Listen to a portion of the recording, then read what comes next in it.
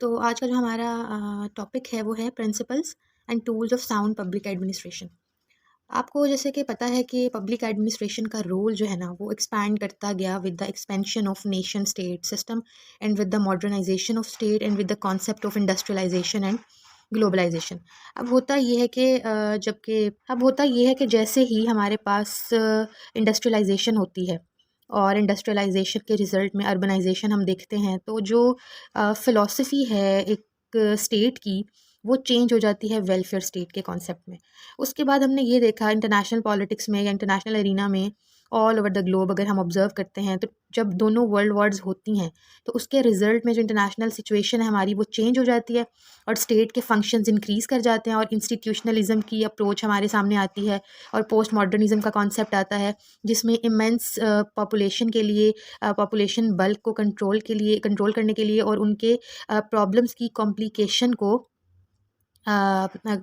Complication को handle करने के लिए एडमिनिस्ट्रेशन की हमें उसके ये कह लें कि एक्सपैंडेड रोल की हमें ज़रूरत पड़ गई। और जैसे अवेयरनेस ज़्यादा होती है ग्लोबलाइजेशन के साथ और वर्ल्ड वार्स के बाद दोनों वर्ल्ड वार्स के बाद ग्लोबलाइजेशन होती है और गवर्नमेंट्स का कॉन्सेप्ट चेंज हो जाता है, बिग गवर्नमेंट्स इस्टेब्लिश होती हैं, ग्रेटर सोसाइटीज़ का कॉन्सेप्ट आता है, तो वैसे ही हमारी सोसाइटीज़ में या हमारे माशरे में पब्लिक एडमिनिस्ट्रेशन का रोल बढ़ता जाता है। अब जब ये रोल बढ़ जाता है तो इसको देखने के लिए, इसको लुक आफ्टर करने के लिए हमें एक साउंड एडमिनिस्ट्रेशन को चलाने के लिए कुछ प्रिंसिपल्स को बनाना पड़ता है, कुछ रूल्स एंड लॉज को या प्रिंसिपल्स को बनाना पड़ता है, जिनको फॉलो करते हुए हम साउंड पब्लिक एडमिनिस्ट्रेशन को अचीव कर सकते हैं। तो उसके लिए हमें जो है कुछ फ़िलासफ़र्स हैं जिनको हम पहले भी पढ़ चुके हैं एडमिनिस्ट्रेशन में, डिफरेंट उनकी स्टेजेस में और डिफरेंट अप्रोचेस में हमने फ़िलासफ़र्स को पढ़ा है। तो उस बेसिस पे हमने ये रूल्स डिफ़ाइन कर दिए कि अगर तो इन रूल्स को फॉलो किया जाएगा तो जो न्यू एडमिनिस्ट्रेटिव मशीनरी हमारे पास आएगी, it must be more responsive to the public demands. यानी अगर आपने इसको सक्सेसफुल बनाना है एडमिनिस्ट्रेशन को, तो आपको इसमें कुछ चीज़ें लेके आनी पड़ेंगी जो कि एडमिनिस्ट्रेशन की ट्रेडिशनल टेक्निक को चेंज कर देगी टूवर्ड्स द मॉडर्निज्म। और फिर एक ये मॉडर्न जो सोसाइटी है उसमें जो जितने भी पब्लिक इंटरेस्ट होंगे उनकी मैनेजमेंट किस तरह से होगी और वो सोशो इकोनॉमिक प्रोग्रेस को किस तरह से अचीव करेगा और एक सक्सेसफुल एडमिनिस्ट्रेशन किन प्रिंसिपल्स पे बेस करती है, उन प्रिंसिपल्स को डिफ़ाइन कर दिया गया। ठीक है, इसी तरह से एडमिनिस्ट्रेशन जो बॉडी के अलावा हमें एडमिनिस्ट्रेटर के भी जो रिफाइंड रोल्स हैं उनको भी बता दिया गया कि जो पब्लिक एडमिनिस्ट्रेटर है उसको एक मॉरल लीडर होना चाहिए, उसको एक मीडिएटर होना चाहिए, उसको कोऑर्डिनेटर होना चाहिए किसी भी इश्यूज़ को सॉल्व करते हुए, और he must learn to be a technician and politician as well. तो उसको ये चीज़ें जो है ना वो देखनी पड़ेंगी क्योंकि पॉलिटिकल प्रेशर इंक्रीज़ हो जाएगा, तो उसको इन चीज़ों को हैंडल करना आना चाहिए। और इसके अलावा जो इम्पोर्टेंट चीज़ मॉडर्न सोसाइटी में आई, वो आई सोशल नेसेसिटी या सोशल चेंज का कॉन्सेप्ट, कि जैसे ही सोसाइटीज़ मॉडर्न होती हैं, एडमिनिस्ट्रेशन को भी उस सोसाइटी में एक चेंज लाने की ज़रूरत है और वो चेंज डेफिनेटली पॉजिटिव होना चाहिए पब्लिक डिमांड्स के अकॉर्डिंग। उस एडमिनिस्ट्रेटर को इतनी उसके पास ये टेक्निक्स होनी चाहिए कि he or she must be responsive to the public demands. तो हम इनके ये मैंने एक पेपर में आपके लिए इसके जो है ना प्रिंसिपल्स, मेन जो प्रिंसिपल्स हैं उनको लिख लिया और उसके टूल्स को लिख लिया। अच्छा स्टूडेंट्स, मैं आपको एक चीज़ बता दूं कि मैं कोई इसके लंबे चौड़े नोट्स बना के आपके सामने प्रॉपर आके उसको रख के उस पे लेक्चर नहीं दे रही। उसकी वजह ये है कि आपको इस तरह की बहुत ज़्यादा स्लाइड्स इंटरनेट से मिल जाती हैं, जो कि किसी भी एक आप कह लें कि एक ऐसे बंदे ने बनाई होती हैं जिनका एडमिनिस्ट्रेशन का कोई बैकग्राउंड नहीं होता, और उसका ना तो कोई एडमिनिस्ट्रेशन का बैकग्राउंड होता है, ना उसका कोई कम्पेटिटिव एग्ज़ाम का उसको कोई नो हाउ होती है, और वो बस जो है ना वो सीएसएस और पीएमएस के लेक्चर्स के लिए कोई स्लाइड्स अरेंज कर लेता है और उन स्लाइड्स को या किसी के नोट्स लेके उस पे आपको वीडियोस मिल जाती है। और मैं ऐसा बिल्कुल नहीं करूँगी। उसकी वजह ये है कि मैं सिर्फ एक पेपर के ऊपर जनरल पॉइंट्स लिख लिया करूँगी किसी भी टॉपिक के, और उन पॉइंट्स को मैं आपको उसका each and every aspect cover किया करूँगी। आपको नोट्स चाहिए तो अगेन मैं आपको ये कह रही हूँ, सबसे पहले तो जो मैं ये रिकमेंड करूँगी कि नोट्स आप अपने बनाएं। और आई एम डैम श्योर कि आप अगर मेरे एक लेक्चर को सुनते हैं, जैसे चैप्टर 1 का है, चैप्टर 2 का है, 3 का है, 4 का है, उसको सुनने के बाद उसको आप किसी भी रिकमेंडेड बुक से पढ़ते हैं तो वो आपको आधे घंटे के अंदर वो आप चैप्टर को समझ लेंगे, उसको समराइज़ कर लेंगे, क्योंकि उसका क्रक्स मैं आपको मेनली बता देती हूँ वीडियोज़ में। और उसके बाद आप इस काबिल हो जाएंगे कि आप नोट्स खुद बना लें। लेकिन फिर भी अगर आपको मेरी टेक्निक पसंद आती है और आपको मेरे नोट्स भी चाहिए होंगे तो मैं शेयर कर दूँगी। लेकिन हम रिकॉर्डिंग में या वीडियोज़ में इसी तरह किया करेंगे कि मैं एक मेनली इसके हाईलाइट्स लिख लिया करूँगी और उस पे भी मैं आपको बता दिया करूँगी, जैसे कि हमारे टीचर्स की शुरू से टेक्निक क्लासरूम में हुआ करती है। तो इन वीडियोज़ को सुन के आपको ऐसे ही लगेगा कि क्लासरूम में हम बैठे हुए हैं और आपने अपना पेपर पेन पकड़ के बैठना है, और जो जो भी मैं बताऊँगी उसको आपने जो चीज़ें ज़रूरी समझते हैं उसको लिखते जाइएगा, और जो पॉइंट्स मैंने लिखे होते हैं उनको रेफ़र करके मैं इसकी एक्सप्लेनेशन दे दूँगी। ठीक है? तो हो सकता है कि वीडियोज़ बहुत अच्छी क्वालिटी की ना हो, क्योंकि मेरा एडिटिंग पे और इन चीज़ों पे फ़ोकस नहीं है। मैं सिर्फ़ यहाँ पे ये चाहती हूँ कि मैं एक ऐसा ऑथेंटिक आपको पूरी जो है ना कॉम्प्रिहेंसिव सा बुक का आपको सिलेबस कवर करा दूँ इंशाल्लाह, पब्लिक एडमिनिस्ट्रेशन का, ताकि आपके लिए हेल्पफुल हो। ठीक है? तो और कुछ एडिशन करनी है किसी लिहाज से, किसी की कोई भी सजेशन हुई तो वो मुझे कमेंट में बताइएगा, और जो भी जिस चैनल में मैं अपलोड कर रही हूँ इसको आप सब्सक्राइब कर लीजिएगा, ताकि नेक्स्ट हम जब पब्लिक एडमिनिस्ट्रेशन की फुल बुक इंशाल्लाह ख़त्म कर लेंगे एफपीएससी का रिकमेंडेड सिलेबस, उसके बाद फिर मैं बाकी ऑप्शनल्स को करूँगी। ठीक है? अच्छा, अब हमने इसके जो प्रिंसिपल्स हैं सबसे पहले हम उनको वन बाय वन डिस्कस करेंगे। यहाँ पे मैंने 10 प्रिंसिपल्स आपके लिए, सारे प्रिंसिपल्स को पढ़ के 10 जो मेन प्रिंसिपल्स हैं ना एडमिनिस्ट्रेशन के, साउंड एडमिनिस्ट्रेशन के, वो यहाँ पे मैंने पेन डाउन किए हैं। तो first of all is political direction. अब आप देखें पॉलिटिकल डायरेक्शन का प्रिंसिपल क्या है। जो पब्लिक एडमिनिस्ट्रेशन है ना, वो एक ऐसी एजेंसी है, वो एक ऐसी बॉडी है, वो एक ऐसी आप कह लें कि ऑर्गेनाइजेशन है जो कि वर्क कर रही है अंडर द सुपरविजन और subordination of the political executives.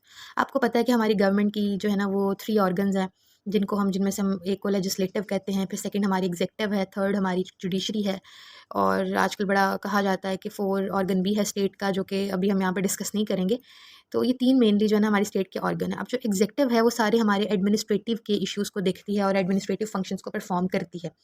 अब आप देखते हैं कि एग्जीक्यूटिव में एक तो हमारे ये जो ब्यूरोक्रेसी है, ये जो हमारे एडमिनिस्ट्रेटर्स हैं, सिविल सर्वेंट्स हैं, वो परमानेंट एग्जीक्यूटिव्स में आते हैं, और सारी एडमिनिस्ट्रेशन इन्हीं ने करनी होती है।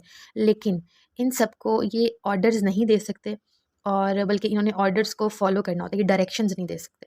इन्होंने किस डायरेक्शन को फॉलो करना होता है? ऑब्वियसली इन्होंने पॉलिटिकल डायरेक्शन को फॉलो करना होता है, क्योंकि पब्लिक एडमिनिस्ट्रेटर्स या ब्यूरोक्रेट्स जो हैं वो एडमिनिस्ट्रेशन को चलाते तो हैं, लेकिन डायरेक्शन उन्होंने हमेशा पॉलिटिशियंस की या पॉलिटिकल एग्जीक्यूटिव्स की ही फॉलो करनी होती हैं, जो कि at the end of the day legitimate rulers होते हैं। ठीक है?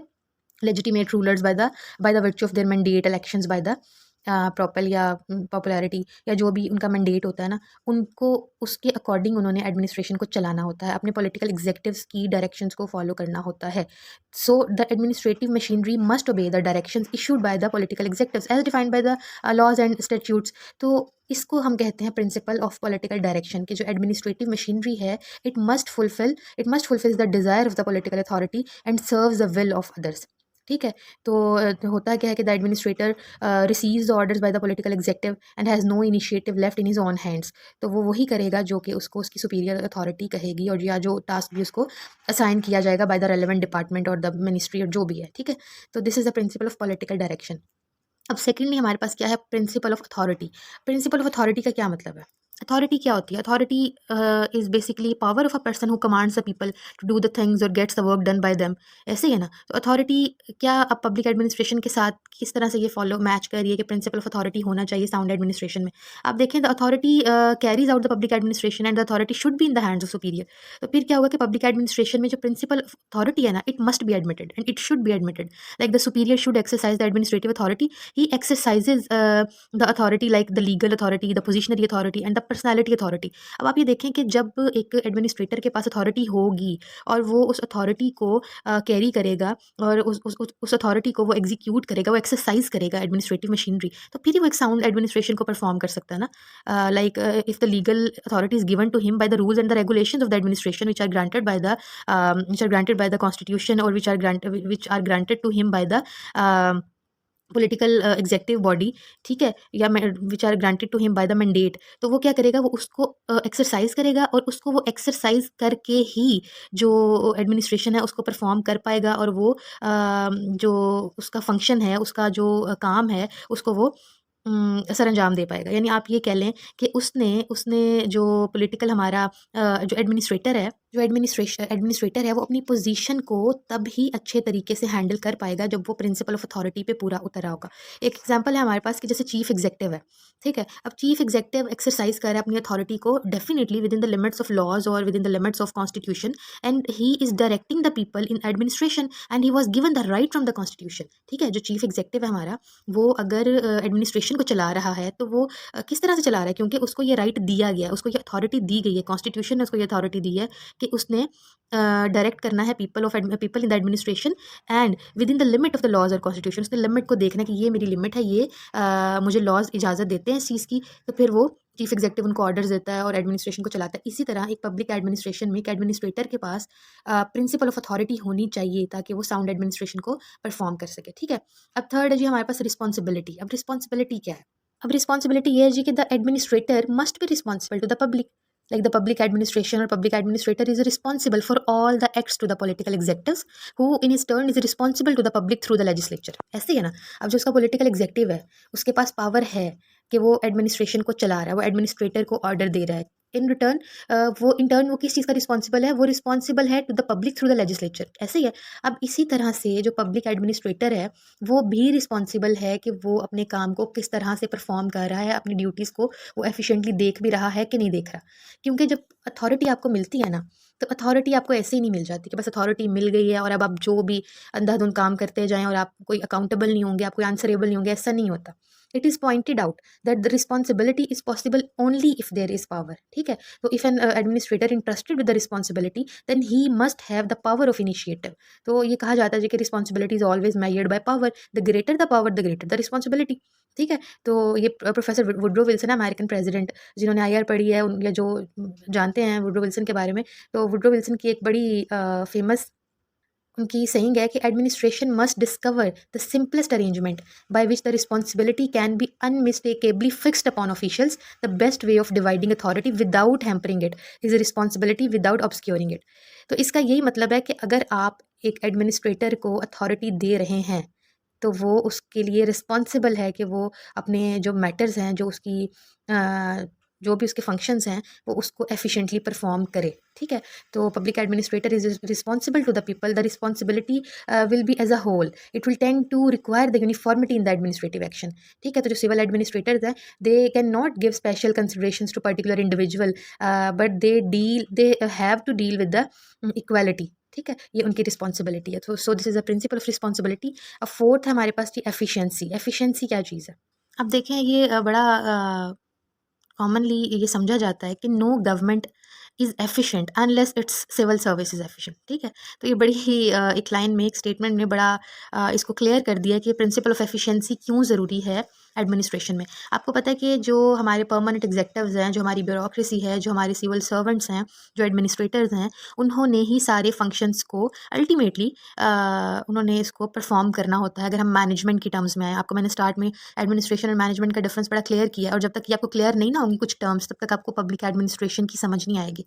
और मेरा ख्याल है कि पब्लिक एडमिनिस्ट्रेशन किसी भी CSS एस्पिरेंट के लिए समझना बहुत ज़रूरी है। अगर हम गवर्नमेंट में आना चाहते हैं, अगर हम सिस्टम में आना चाहते हैं, तो सबसे पहले हमें एडमिनिस्ट्रेशन की बेसिक्स पता होनी चाहिए, और उसकी बेसिक्स तभी पता होंगी जब हम कुछ चीज़ों को डिफ्रेंशिएट कर पाएंगे। One of them is what's the difference between administration and management, और वो मैंने आपको बताया कि एडमिनिस्ट्रेशन जो है ना, वो टॉप लेवल एग्जेक्टिव्स का हमारे पास काम है, जिन्होंने प्लानिंग कर ली, पॉलिसी फॉर्मुलेशन कर ली, डिज़ाइन कर लिया पॉलिसीज़ को, और डिसीजन मेकिंग, प्रॉब्लम सॉल्विंग की टेक्निक्स मेनली उन्होंने हमें उसको देख लिया, उसको एड्रेस कर लिया। अब आगे जो उसकी एग्जीक्यूशन है, जो उसकी सुपरविजन है, जो इम्प्लीमेंटेशन है, जो उसको किसने करना है, उसको ऑपरेट करना, उसको ड्राइव किसने करना है, सिविल सर्वेंट्स ने करना है डेफिनेटली। तो अगर हमारे पास ये जो एडमिनिस्ट्रेशन की मशीनरी है, अगर ये एफिशिएंट नहीं है, तो आपकी गवर्नमेंट मशीनरी इज़ इनएफिशिएंट। ठीक है, तो वैसे भी आप देखें every human activity needs to be efficient, so guidance of such a principle can not committed from a set of administrative committed from can not be omitted from a set of administrative principles. ठीक है, क्योंकि आप देखें कि हर human activity को efficient होना ज़रूरी है, तो आप एडमिनिस्ट्रेटिव प्रिंसिपल से इस एक्टिविटी को या इस प्रिंसिपल को कैसे ओमिट कर सकते हैं? ठीक है, तो स्टैंडर्ड्स आपके सेट होने चाहिए जो आपकी परफॉर्मेंस को असेस कर सके, एडमिनिस्ट्रेशन की परफॉर्मेंस को असेस कर सके। So the principle of efficiency holds a very important place in the realm of public administration. तो फिफ्थ पे है हमारा सोशल नेसेसिटी। देखिए सोशल नेसेसिटी क्या है? पब्लिक एडमिनिस्ट्रेशन जब हम पढ़ते हैं तो हमारे माइंड में आता है कि it is like the maintenance of law and order और serving as a faithful servant and it operates in a social setting in a national state, और इस तरह की बातें हमारे माइंड में आती है ना। लेकिन इसके मेन जो प्रिंसिपल्स हैं ना, उनमें सोशल नेसेसिटी एक बड़ा इंपॉर्टेंट प्रिंसिपल है। अब देखें कि जो सोशल एक्शन है ना, it is impossible without administrative action. जब तक आपका एडमिनिस्ट्रेटिव एक्शन नहीं होगा, social machinery can not run without the aid of public administration. ऐसे ही है। तो public administration is very essential part of social links which operates in a society. तो आप क्या कहेंगे कि it must fulfils the requirements of social action. तो आप ये देखें, the political executives can not alone execute the social actions in all its details, but they have to depend upon the public administration to achieve the desired goals. So public administration is a necessary part of the government of a country to run a society and to perform the social actions in a organized or systematic way. So this is the principle of social necessity. अब 6 है हमारे पास principle of organisation. कि organisation क्या होती है। अब public administration का एक बहुत इंपॉर्टेंट टॉपिक है ऑर्गेनाइजेशन का, और इस लेक्चर के बाद इंशाल्लाह जो मैं लेक्चर कवर करूँगी वो ऑर्गेनाइजेशन और इसके स्ट्रक्चर पे होगा। और ऑर्गेनाइजेशन को समझना बहुत ज़रूरी है हमारे लिए, एडमिनिस्ट्रेशन वालों के लिए। तो ऑर्गेनाइजेशन का प्रिंसिपल तो बड़ा इंपॉर्टेंट है। अब ऑर्गेनाइजेशन है क्या? आप देखें कि आपने एडमिनिस्ट्रेशन को परफॉर्म करना है, आपने एडमिनिस्ट्रेटिव मशीनरी को रन करना है, आपने एक साउंड एडमिनिस्ट्रेशन को चलाना है, ड्राइव करना है। किस तरह से होगा? विदाउट आप ये कह लें कि without structuring of administrative machinery how can you achieve the administrative goals. ठीक है, तो कोई भी आपने गोल्स परफॉर्म करने हैं, उसके लिए आपको एक एडमिनिस्ट्रेटिव मशीनरी की, एक स्ट्रक्चर की ज़रूरत है। उस ऑर्गेनाइजेशन को आपने कोऑर्डिनेशन से चलाना है, इंटीग्रेशन से चलाना है, कोरिलेशन से चलाना है, कॉपरेशन से, डेलीगेशन एंड डिसेंट्रलाइजेशन से। तो ये हमारे पास प्रिंसिपल ऑफ ऑर्गेनाइजेशन है। बाकी आज के लिए आप इन 6 प्रिंसिपल्स को अच्छे से पहले अंडरस्टैंड करें, और फिर हम नेक्स्ट लेक्चर में इंशाल्लाह बाकी 4 प्रिंसिपल्स को और टूल्स ऑफ एडमिनिस्ट्रेशन को कवर करते हैं इंशाल्लाह।